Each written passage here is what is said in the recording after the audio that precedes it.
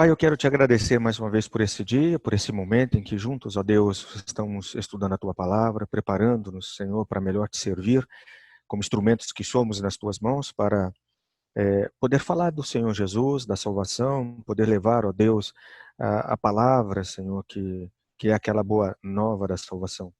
E poder ver pessoas também se quebrando diante do Senhor e quebrantadas pela ação do Teu Santo Espírito. Usa-nos conforme o Teu querer, Pai. Que a Tua palavra dê a cada um de nós sabedoria, que a Tua palavra possa nos trazer, ó Deus, realmente diante do Senhor, cheios de encorajamento, ó Deus, que a Tua palavra possa fazer com que frutifiquemos todos os dias e que tudo o que fizermos seja para a honra e glória do Teu santo nome. Obrigado por este momento, obrigado por cada lar, por cada família, Senhor, em nome de Jesus. Amém. Amém. Muito bem, então vamos lá. Vamos dar continuidade aqui. Nós falamos na semana passada a respeito de Ezequiel, capítulo 14, mostramos ali que havia um obstáculo, no coração do povo de Deus, dos anciãos, e eles foram lá buscar a vontade de Deus, buscar a orientação de Deus através do profeta, né? E aí Deus falou ao profeta dizendo assim que não iria responder às dúvidas dos anciãos enquanto não resolvesse aquele problema, aquele obstáculo que estava no coração de cada um deles. Havia ali aquilo que nós chamamos de uma idolatria. Nós já falamos bastante sobre que tipo de idolatria era aquela e talvez seja importante lembrar algo que não foi observado, né? Mas eu acho que valeria a pena você pensar um pouco sobre isso. O texto nos mostrou a respeito da idolatria secreta, ou seja, a idolatria do coração, aquela idolatria que foge o âmbito da idolatria cultural, né, o âmbito da idolatria que nós entendemos como iconolatria, né, dos objetos, dos bens, etc. e tal. É aquela idolatria que está no coração, ou seja, que ninguém vê. E é aqui que é o pulo do gato, né, que eu queria que a gente pudesse pensar um pouco. Se eu sou um instrumento nas mãos do Senhor para levar a mensagem de Deus àqueles corações, às pessoas que estão próximas a mim, como é que eu vou conseguir identificar essa idolatria no coração destas pessoas? Uma vez que eu não vejo, eu não tenho, né, o discernimento para poder olhar dentro do coração de cada pessoa. E aí um gancho que a gente tem para estarmos atentos a isso é aquilo que nós chamamos de idolatria pública. Então veja, a idolatria pública ela tem muito a dizer a respeito de como a idolatria secreta controla as nossas vidas. Por isso que eu bati na tecla dos estudos, né, com relação ao coração, que é necessário, que é importante, muito importante, que eu e você saibamos ler as pessoas. E a expressão é essa mesma, ler as pessoas. Ou seja, é olhar para alguém e entender as suas atitudes, o seu comportamento, a maneira como ela olha, como ela fala, a maneira como ela escuta, a maneira como ela desdenha das coisas ou não, né? Como ela leva em consideração aquilo que falamos ou não. E essa leitura que nós temos que fazer das pessoas tem tudo a ver com a atenção devida que nós devemos dar a cada uma das pessoas.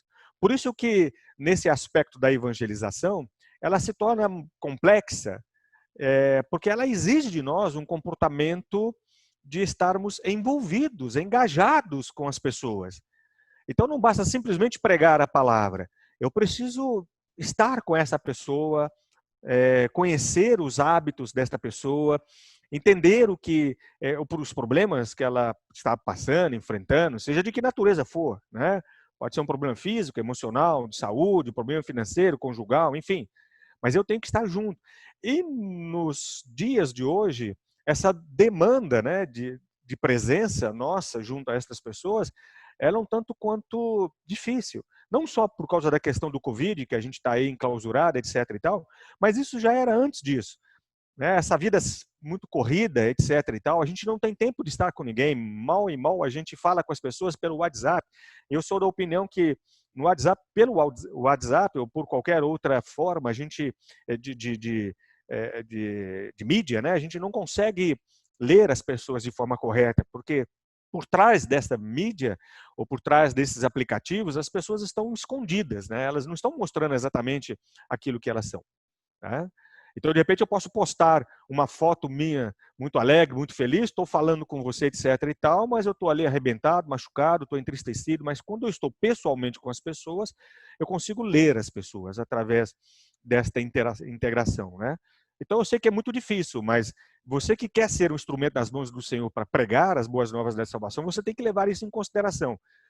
Que Deus então vai exigir de você que você esteja bem próximo a estas pessoas, que você procure se integrar à vida dessas pessoas.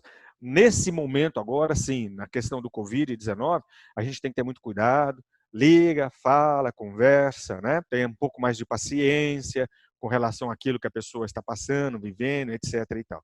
Então, a maneira de nós identificarmos a idolatria do coração é através da idolatria pública. Entenda que idolatria pública é aquela manifestação, aquele comportamento da pessoa com relação àquele amor, né, aquela paixão, aquele apego que ela tem dentro do coração, que está substituindo ali o apego dela, o amor dela por Deus, né? E outra coisa que é importante também ressaltar, que só a palavra de Deus, só a Bíblia Sagrada declara que os seres humanos são adoradores por natureza e que tudo o que falamos é modelado por esta adoração a Deus. Eu toquei nesse assunto e volto a lembrar-lhes que essa questão da adoração não é aquele aspecto do que a gente às vezes tem no nosso coração. A gente fala em adoração, a gente pensa em louvor, a gente pensa em cântico, a gente pensa em estar na igreja cantando, etc. e tal. Não. A adoração aí é a contemplação realmente de um Deus único, Senhor e absoluto sobre a nossa vida, que é Jesus. Né? Eu adoro este Deus. Então, todo ser humano foi criado para adorar. E a gente mostrou lá que, apesar disto, alguns não adoram da forma correta, né? Então, às vezes, eles adoram o quê? A criatura, né? E a criação, e não adoram o Criador, que é o Deus Todo-Poderoso. Mas a Bíblia fala que todos têm este instinto, todos. Né? Até as crianças, quando nascem, já nascem buscando isso, desejando isso no coração. Né? E aí é o momento em que a pregação da palavra, eu como instrumento nas mãos do Senhor vou levar ali a palavra, então a pregação da palavra, a oração, a intercessão, o agir do Espírito Santo ali naquela vida, vai modelar realmente o coração da pessoa a uma adoração verdadeira, bíblica. Né? Então aquele, vamos dizer assim, aquela idolatria que está no coração vai ser retirada pelo Espírito Santo e a pessoa então passa a adorar o Deus verdadeiro, o Deus único. Então só a palavra de Deus insiste que nós estamos sempre servindo a Deus ou, né, se não estamos servindo a Deus, estamos servindo a algum aspecto da criação. Então, de maneira geral, você olha para as pessoas e você vê isso. Ou servimos a Deus ou servimos a criação. E aí, ao servir a criação, as pessoas trocam, né?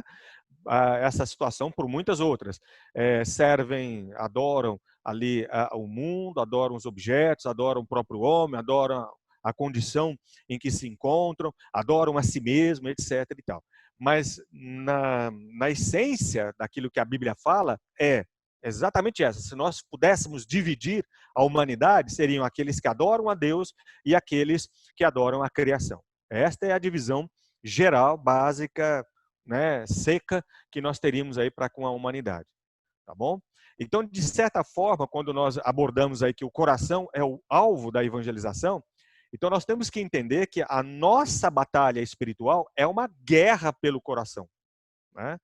Houve uma época, muitos de nós participamos disso, não foi tão longe assim, daquilo que algumas igrejas falavam de batalha espiritual. Então, muitas pregações sobre batalha espiritual, guerra espiritual, né, orar, quebrando, submetendo, né, desfazendo os grilhões que existem aí, etc. E tal, submetendo, né, as hostes espirituais malignas ao nome de Jesus. Então, houve muito isso, mas passou, acabou, né?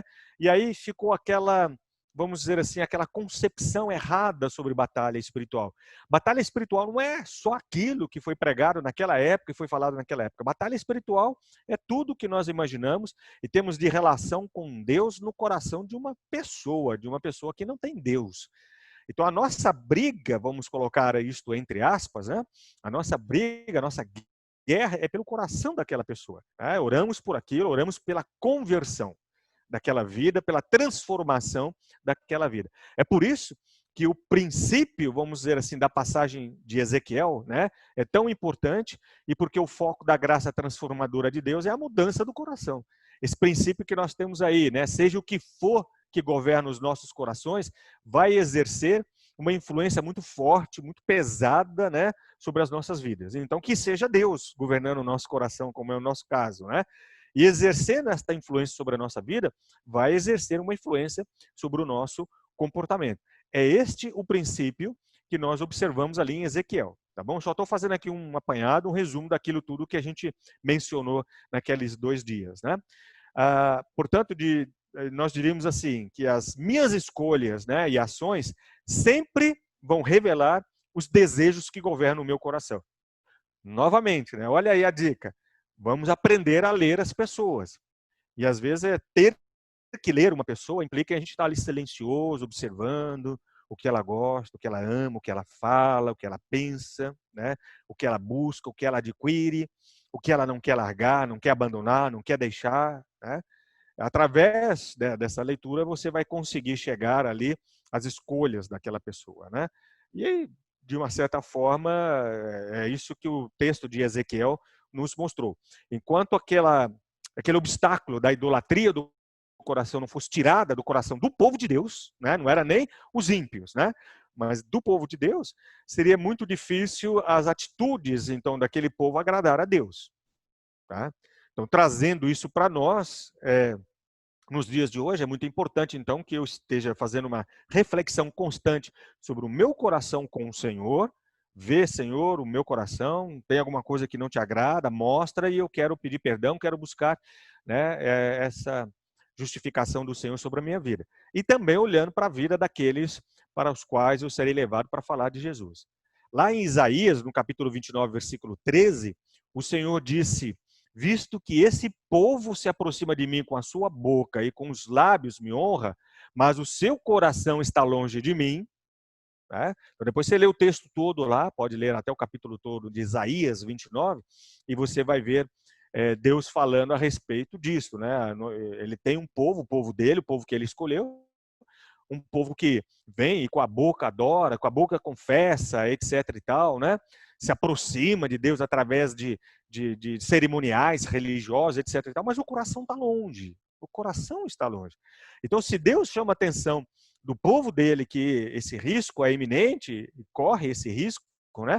Imagine então para a pessoa que ainda não tem um compromisso com Deus, não tem um compromisso aí com Jesus. Né? Então, este princípio, né, qual o princípio? Novamente, né? De que seja o que for que vai governar o nosso coração, vai exercer aí uma forte influência na nossa vida e no nosso comportamento. Esse princípio tem várias implicações para o meu crescimento espiritual, pessoal, né? E para o meu ministério, ou seja, para esta instrumentalidade, né, da minha vida nas mãos do Senhor para atingir outros corações.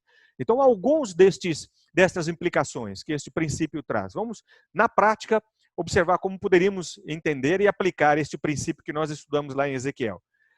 Falamos sobre isso e volto a tocar no assunto. Nossos corações estão sempre sendo governados por alguém ou por alguma coisa.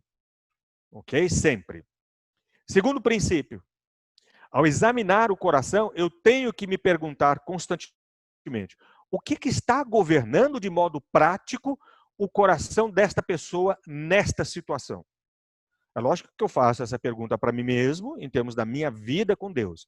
Mas como eu sou um instrumento nas mãos do Senhor, e há um propósito de Deus na minha vida de levar a mensagem da pregação para aquele coração, então eu tenho que fazer esta análise constantemente. Né? Eu tenho que pensar, né? Olhando para aquela pessoa, né? Vendo, lendo aquela pessoa, vivendo com ela dia a dia, momento a momento, né? Eu tenho que perguntar o que realmente está domando, né? Ou dominando o coração daquela pessoa, né? E, consequentemente, da situação e das atitudes e do comportamento dela. Tá? Eu tenho que olhar e perguntar isso, porque isso vai ser muito importante no exercício do meu ministério. Porque sabendo o que está ali atrapalhando, eu vou pedir ao Senhor que me dê sabedoria para agir exatamente naquele problema, naquele foco. Né? Eu vou usar aqui uma ilustração muito simples, né, mas própria, eu creio que caberia perfeitamente para esse segundo princípio. Vamos imaginar uma pessoa que coloque as mãos nos olhos, tá? E comece a olhar para o mundo através das frestas dos dedos, como eu estou fazendo. Não sei se vocês estão me vendo fazendo isso, né? Por mais que ela veja alguma coisa, ela não vai ter uma visão total. E aí eu tenho que fazer uma leitura desta pessoa que está fazendo isto, descobrindo que ela está impedida de ver com clareza algumas coisas, porque ela mesma está colocando as mãos diante dos seus próprios olhos. Eu tenho que pacientemente, aos poucos, retirar as mãos dela dali, para que ela possa ver com clareza. Então, é dentro desse aspecto que esse segundo princípio trabalha na questão aí do coração, né? Então, eu peço a Deus que me dê sabedoria e discernimento para ver o que está impedindo aquela pessoa de ver a graça, né, o amor e a salvação de Deus para o coração dela. A terceira aplicação que a gente vê dentro deste princípio: o que controla o meu coração vai controlar as minhas reações em relação às pessoas e situações, né? Até foi observado aí pela Eliana, né, no que ela comentou a respeito da leitura que ela fez, etc e tal, exatamente isto, né? Quer dizer, aquilo que está dentro do meu coração como um ídolo, né, como uma paixão minha, como um apego meu, vai controlar todas as decisões da minha vida. Tá? Isso serve para nós, como a gente observou Deus em Ezequiel falando para os anciãos e para o povo, como serve também como orientação de Deus para nós com relação às vidas que nós vamos alcançar para Cristo Jesus. Tá? Então Deus nos transforma não apenas nos ensinando a fazer as coisas diferentes, né? Atitudes diferentes, comportamentos diferentes, mas retomando nossos corações para servir somente a Ele. Né? Isso é importante porque nós observamos isso num dado momento dentro do nosso estudo, de que não sou usado por Deus para mudar a vida das pessoas. Quem muda a vida das pessoas é o Espírito Santo de Deus. É o Senhor Jesus ali agindo naquele coração. Eu sou só um instrumento para levar isto, né? Para levar a mensagem e a pregação. Tá? Então a ideia é entender isso, que não é só ensinar as pessoas que elas têm que ter um comportamento justo, fiel, adequado, santo, correto, etc e tal, não mentir, não roubar, não matar. Só ensinar isso não é suficiente, né? Eu tenho que entender que Deus há de me usar para que aquele coração, o coração daquela pessoa seja retomado, né? Para Deus, né? Para servir somente a Ele. E aí sim, quando Deus age naquele coração, transforma aquele coração, muda aquele coração, né? Traz ele de um coração de pedra para um coração de carne. Então faz ali um trabalho fazendo com que haja um novo nascimento naquela vida. Então aí sim, aquela pessoa passa a ter novas atitudes por causa de um novo coração que ela recebeu, ok? Questões mais profundas do conflito humano não são questões de dor e sofrimento, como às vezes a gente pensa, né? Mas a questão da adoração. Porque o que governa nossos corações vai controlar a maneira pela qual reagimos tanto ao sofrimento quanto à bênção. Isso serve para nós em todo o tempo, em todas as situações que vivemos, né, diante do Senhor, como serve como orientação de Deus para a vida daquela pessoa que não tem Jesus no coração e que a gente está ali sendo levado por Deus para falar, né, da bênção, da dadivosa bênção da salvação para aquela pessoa. Tá? Então, o que a gente está querendo dizer aí com esta aplicação dentro deste princípio? A questão maior em termos de eu ser usado por Deus para ser levado à vida de uma pessoa, não é a carência, a dor, o sofrimento, o problema, etc. e tal. Isso pode ser até um gancho, né? Mas eu não tenho que focar necessariamente o problema. Fui levado por Deus, né, para falar de Jesus para aquela vida, porque aquela pessoa está com uma doença incurável. Ok, pode ter sido realmente isso. Mas o nosso foco não é a doença incurável. O nosso foco é entender que a questão ali naquele coração daquela pessoa, ao ler aquela vida, é se ela está adorando o Deus verdadeiro ou não. Eu não vou perder, né, o princípio pela qual Deus me levou até aquela pessoa. É a dor, o sofrimento, o problema, as desavenças nos lares, as drogas, a bebida, etc. e tal, que muitas vezes nos faz ir até estas pessoas e poder falar: olha, calma, vamos orar aqui, olha, calma, vamos pedir para que Deus age em tudo isso. Né? Mas o problema maior não é isto. Né? O problema maior ao ler aquela vida é procurar entender se realmente no coração dela ela está adorando o Deus verdadeiro, o Deus único, o Deus Senhor. Ok? Lá em Mateus, no capítulo 6, versos 19 a 21 e versículo 24, Jesus falou sobre o que governa o coração. E ele utilizou ali a metáfora do tesouro. Né? Eu quero compartilhar com você, tá aí o texto, né, para que a gente possa ver. Mateus 6, né? Se alguém quiser anotar aí, Mateus 6, versos 19 a 21 e versículo 24.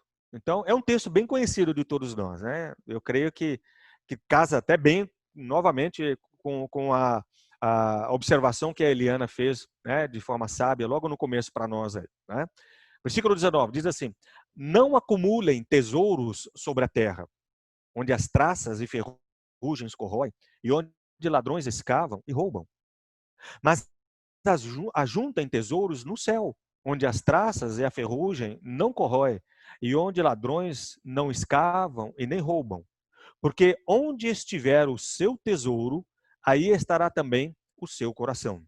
Ninguém pode servir a dois senhores, porque ou irá odiar a um e amar o outro, ou irá se dedicar a um e desprezar o outro. Vocês não podem servir a Deus e as riquezas. Imaginando aqui nesse caso, especificamente dentro do estudo que nós fizemos, né, da idolatria do coração que estava ali no coração do povo de Deus, as riquezas, né, como um obstáculo, né, para que eles pudessem servir a Deus de forma correta. Então veja que Jesus aqui em Mateus está tratando sobre essa questão. Né? Neste texto, né, existem três princípios que falam a respeito disso que nós consideramos. Então vamos lá, vamos observar esses três princípios. Todos buscam, né, algum tipo de tesouro. Todos. Tá? Todos buscam algum tipo de tesouro. Pensa aqui nesse aspecto do tesouro como algo valioso, precioso, algo que eu considero muito, algo que eu amo muito, que eu preciso muito na minha vida. Então, todos. E é quando a Bíblia mostra desta forma, é todos. E até uma criança também, né? A gente fala, mas ela é ingênua, etc e tal. Mas a criança, ela valoriza alguma coisa na vida dela. Né? Até a criança que amamenta, né? Que está sendo amamentada, que busca ali o seio da mãe para amamentar, né? Ela até quando ela cresce, ali na sua fase ali dos seus 5, 6, 7 anos, depois pré-adolescente, adolescente, etc e tal, elas também buscam algo que valorizam no coração, né? Então todos buscam. Esta é o pressuposto básico que Jesus está colocando ali. Né? Então todo mundo então tem algo que valoriza, todo mundo tem. Ah, não, eu não me preocupo com essas coisas. Ah, não, eu não valorizo nada. Não, para mim a minha vida, o bem maior não tem nada a ver com esse mundo, né? Não é o que Jesus está mostrando. O que Jesus está mostrando é que todos nós buscamos algum tipo de tesouro. A questão aí que a gente vai observar é qual é o seu tesouro? Né? Mas que todos nós temos um tesouro, temos. Né? A segunda coisa que nós temos ali, que o seu tesouro vai controlar o seu coração. É o que o texto diz, né? Porque onde estiver o seu tesouro, aí vai estar o quê? O teu coração. Então, aonde estiver aquilo que eu valorizo, ali o meu coração vai estar envolvido. Ah, eu valorizo um final de semana passeando e não quero saber de igreja. Então, o meu tesouro. E aonde o meu coração vai estar? No final de semana passeando sem se envolver com a igreja. Né? Ah, eu valorizo estar com a minha família muito mais do que estar na igreja. Ah, eu valorizo a minha condição financeira muito mais do que... E por aí vai. Né? Então, é isso que Jesus está falando ali naquele texto. E a partir daquele princípio, desse princípio que ele colocou, né? Porque onde estiver o teu tesouro, aí estará o teu coração. Então ele está dizendo o quê? Que aquilo que você valoriza, se você não tomar cuidado, vai, né, controlar a sua vida. Consequentemente, controlando o seu coração, vai controlar aquilo que você pensa, a maneira como você age, o seu comportamento, as suas atitudes, etc. e tal. Então pense agora numa situação, para nós hoje, aquilo que é o meu tesouro é Deus presente em mim, né? O meu bem maior, é o meu tesouro. Então, ok, então amém, é Deus quem controla o meu coração, né? O meu tesouro é Deus. Então é Ele que controla o meu coração. Então para nós, amém. Agora pense numa pessoa que não tem Deus no coração, que é a pessoa para a qual nós seremos levados para falar dele, de Jesus. Essa pessoa não tem Deus no coração. Então o que controla o coração dela? Aquilo que ela ama, né? Ok. Ah, outra coisa que é importante para nós aqui dentro desse princípio. O que controla o nosso coração, controla o nosso comportamento. Né, para nós encerrarmos. Ou seja, o que Jesus colocou ali naquele capítulo, né? Ninguém pode servir a dois senhores. ok? Ninguém pode servir a dois senhores. Ou a Deus, né, que você está servindo, a Jesus Cristo, tá, como único Senhor e Salvador da sua vida, ou são as coisas do mundo, as coisas que foram criadas, etc. e tal. Tá bom? Nós vamos parar por aqui, porque já deu aí o tempo, nós já vamos para 30 minutos, eu creio que logo, logo vai estar encerrando, né? Mas esse era o objetivo de estar trazendo aquele texto de Ezequiel para esta perspectiva que a gente está aprendendo sobre estarmos atentos ao coração das pessoas, à vida das pessoas, para realmente poder falar de Jesus para aquelas pessoas, né? Às vezes a nossa briga é com o comportamento das pessoas e a gente está esquecendo de olhar o que está gerando aquele comportamento naquela vida. Por que aquela pessoa bebe? Por que aquela pessoa não quer ir à igreja? Por que, como eu falei na semana passada, o meu filho não quer mais ir à igreja, foi e agora não quer ir mais? Então, às vezes, a gente está olhando para o comportamento e estamos nos distanciando de olhar para o coração. Qual que é o tesouro daquela vida? O que ela valoriza? O que ela tem por precioso na vida dela? Porque, de repente, é aquilo que está causando esta idolatria de coração, né? Que está causando esse impedimento nesta vida, tá? Então, eu vou parar por aqui. Aí, na semana que vem, a gente dá uma continuidade, né? Eu vou orar e agradecer a Deus, e aí a gente volta aqui para nosso, né, geralzão. Pai, eu te agradeço mais uma vez por tua graça, por tua unção sobre a nossa vida, por tudo que o Senhor tem nos dado, Senhor, por aprender mais, conhecer mais e saber mais do Senhor todos os dias, o tempo todo. Obrigado, Pai. Queremos crescer na certeza de que dependemos sempre do Senhor para realmente sermos usados pelo Senhor como instrumento para chegar às vidas, ó Deus, para as quais o Senhor há de nos levar. Obrigado pela igreja presente, não só através deste momento, mas em todo lugar.